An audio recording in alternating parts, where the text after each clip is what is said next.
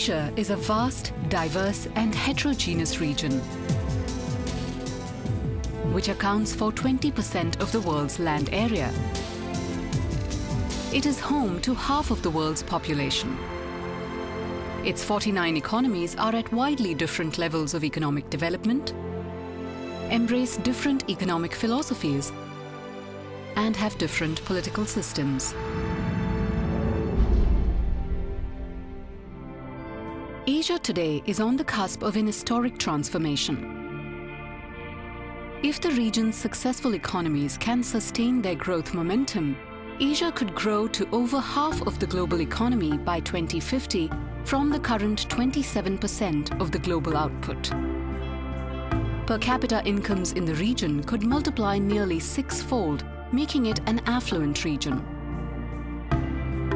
Some 3 billion more Asians will enjoy the living standards of Europe today. There will be no poor country in the region. This prospect has given rise to the term the Asian Century. Asia's growth would be driven by People's Republic of China, India, Indonesia, Japan, Republic of Korea, Malaysia, and Thailand.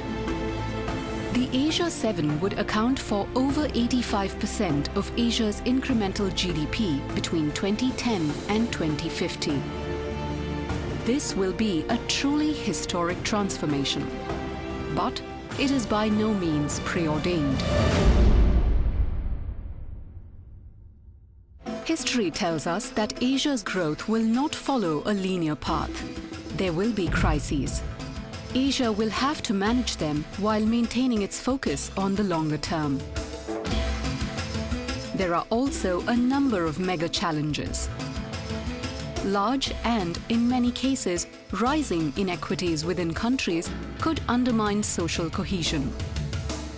Weak institutions and complacency can drive the countries into the middle-income trap, where countries stagnate at middle-income levels.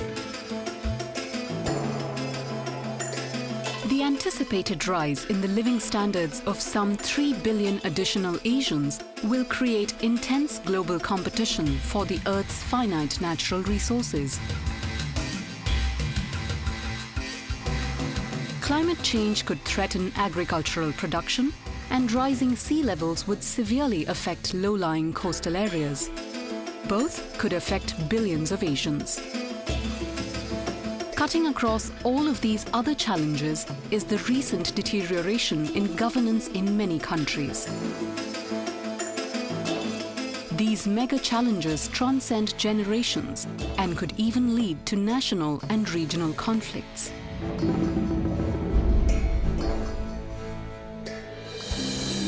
Meeting the mega challenges requires individual countries to implement a demanding and multi-generational agenda at the national level.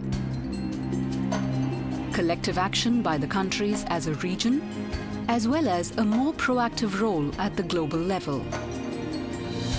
Almost all Asian countries must give much greater priority to inclusion and elimination of inequities through significant investments in education, provision of quality infrastructure, and financial inclusion. Addressing the gender dimension of inclusion will be critical. To keep its growth momentum, the region needs to harness the full potential of entrepreneurship and innovation to meet the needs and rising expectations of millions of people, particularly those at the bottom of the pyramid. To secure long-term competitiveness, Asia has to take global leadership in the efficient use of resources and develop radical energy efficiency and diversification programs. Transforming institutions and improving governance will be required to ensure social and political stability and retain the legitimacy of governments. Regional cooperation will be critical for enhancing trade, connectivity, and adequate provision of regional public goods such as maritime security and disaster preparedness. Asia must become a leading advocate of open global trade, a stable global financial system, peace and security, and aggressive action on climate change.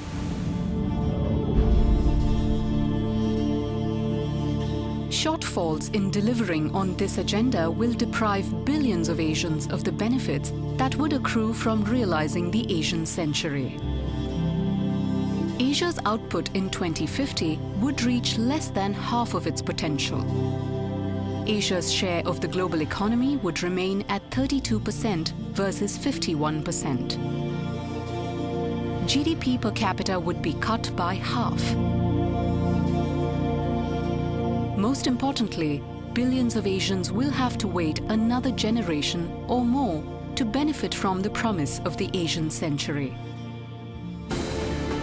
Which of the two scenarios becomes reality will depend on Asia's ability to maintain focus on the long-term vision and policies and foster cooperation in addressing the mega challenges. Asia's future is in its own hands.